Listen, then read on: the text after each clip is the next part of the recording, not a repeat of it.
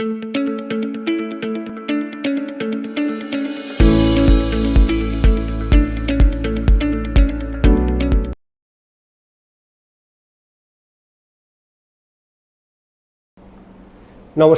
আমি doctor Rajib Bhattacharya, consultant medical oncologist, Peerless hospital, Kolkata.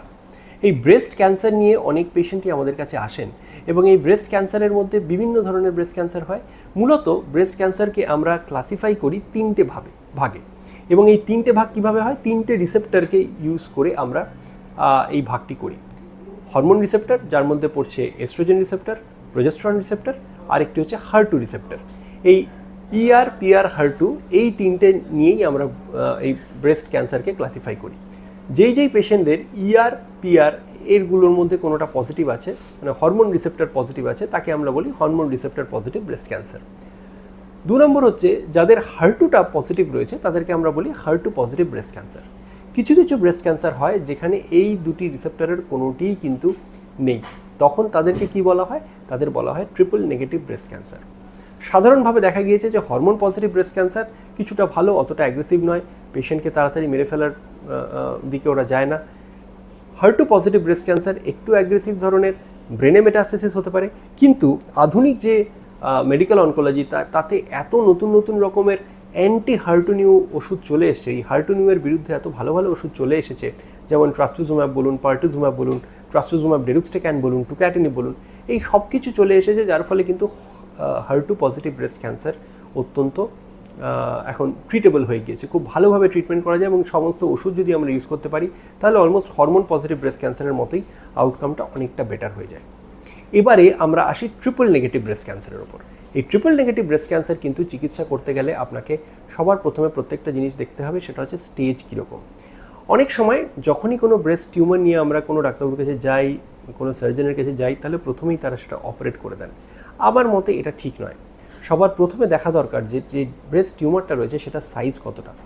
যদি breast টিউমারের সাইজ দেখতে পারি যে 5 মিলিমিটারের থেকে ছোট, তবেই একমাত্র আমরা অপারেশন করতে পারি। আপনি বুঝতে পারছেন, 5 মিলিমিটারের থেকে ছোটো মানে একটা মটর দানার থেকেও ছোটো সাইজের। কাজেই তার থেকে একটা মটর দানা সাইজেরও যদি আপনার ব্রেস্ট টিউমার হয়ে যায়, এবং সেটা সবার প্রথমে একটা কোর বায়োপসি করতে হবে, তাতে যদি আমরা দেখতে পাই যে এই তিনটে রিসেপ্টরের কোনোটাই এই টিউমারটা এক্সপ্রেস করছে না, অর্থাৎ কিনা ট্রিপল নেগেটিভ ব্রেস্ট ক্যান্সার, তাহলে কিন্তু প্রথমে আমরা সাধারণভাবে অপারেশন করি না। এই ধরনের যে ট্রিপল নেগেটিভ ব্রেস্ট ক্যান্সার, এরা কিন্তু প্রচণ্ড হাইলি কেমোসেন্সিটিভ হয়। কাজেই আমরা প্রথমে নিও অ্যাডজুভেন্ট কিমোথেরাপি দিয়ে ট্রিটমেন্ট স্টার্ট করব। এই নিও অ্যাডজুভেন্ট কিমোথেরাপি মানে অপারেশন করার আগে যে কেমোথেরাপিগুলো করা হয় তাকে বলা হয় নিও অ্যাডজুভেন্ট, আর অপারেশনের পরে যে কেমোথেরাপিগুলো দেওয়া হয় তাকে বলা হয় অ্যাডজুভেন্ট।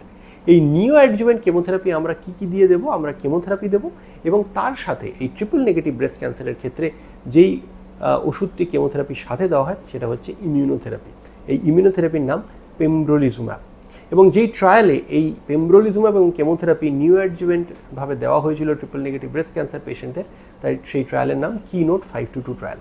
এই ট্রায়ালে কিন্তু দেখা গিয়েছে যে যদি আপনি কেমোথেরাপি এবং ইমিউনোথেরাপি একসাথে সার্জারির আগে দেন, তাহলে অলমোস্ট 2/3 অফ কেসেস, 66% কেসেস ধরুন, তাদের মধ্যে এই ক্যান্সারটা যখন অপারেশন হয়েছে তখন দেখা গিয়েছে যে সেই ব্রেস্ট টিস্যুর মধ্যে আর ক্যান্সারের কোনো চিহ্নমাত্র নেই। 33%-এ দেখতে পাওয়া গেছে, 33-34% ক্ষেত্রে দেখতে পাওয়া গেছে যে না, ক্যান্সারের কিছুটা রয়েছে। তো এই ইম্পর্টেন্সটা কি, যদি ক্যান্সার এই অপারেশন করে যাওয়ার পরে যে টিউমারটা আমরা পেলাম তার মধ্যে যদি ক্যান্সার না থাকে, তাহলে সেটাকে বলা হয় প্যাথোলজিক্যাল কমপ্লিট রেসপন্স। এবং প্যাথোলজিক্যাল কমপ্লিট রেসপন্স যদি কেউ অ্যাটেন্ড করে, তাহলে কিন্তু রোগটা ফিরে আসার সম্ভাবনা অলমোস্ট নায়ের বরাবর, এবং তার ফলে তারপরে কিন্তু আমরা কোনো ট্রিটমেন্ট আর দিই না। কিন্তু যদি আমরা দেখি যে রেসিডুয়াল ডিজিজ তারপরেও পড়ে রয়েছে, অর্থাৎ কিনা প্যাথোলজিক্যাল কমপ্লিট রেসপন্স হয়নি কেমো এবং ইমিউনোথেরাপি দেওয়ার পরে, তখন সেক্ষেত্রে কিন্তু আমরা যেটা করি সেটা হচ্ছে আমরা কোনো একটা থেরাপি দিই, আইদার কেপসাইটামিন থেরাপি দিই, অথবা যদি বিশেষ কোনো মিউটেশন যেমন ব্রাকা মিউটেশন থাকে তাহলে ওলাপারিব দিয়ে ট্রিট করি। এটাও বলতে হবে যে যদি প্যাথোলজিক্যাল কমপ্লিট রেসপন্স এসেও যায়, তাহলেও আমরা সাধারণভাবে পেমব্রোলিজুম্যাব যে ইমিউনোথেরাপিটা সেটা তারপরে আরও 9টা সাইকেল কন্টিনিউ করি as per the KEYNOTE 522 trial data. এবং পেমব্রোলিজুম্যাব আদৌ প্রয়োজন আছে কিনা এটা এখন তর্ক সাপেক্ষ, এটা নিয়ে বিভিন্ন রকমের আলোচনা ডিসকাশন চলছে, আরও কিছু ট্রায়ালস চলছে।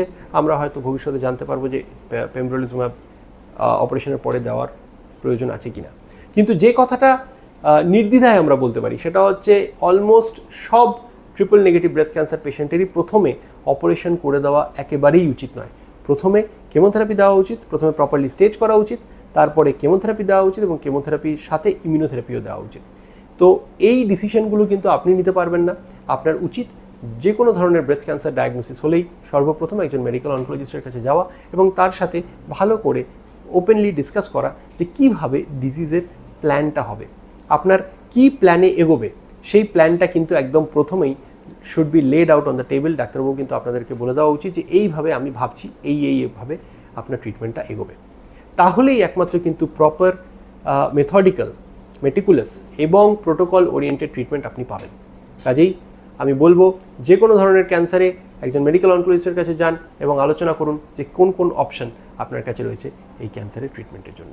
আজকে এই পর্যন্তই, নমস্কার।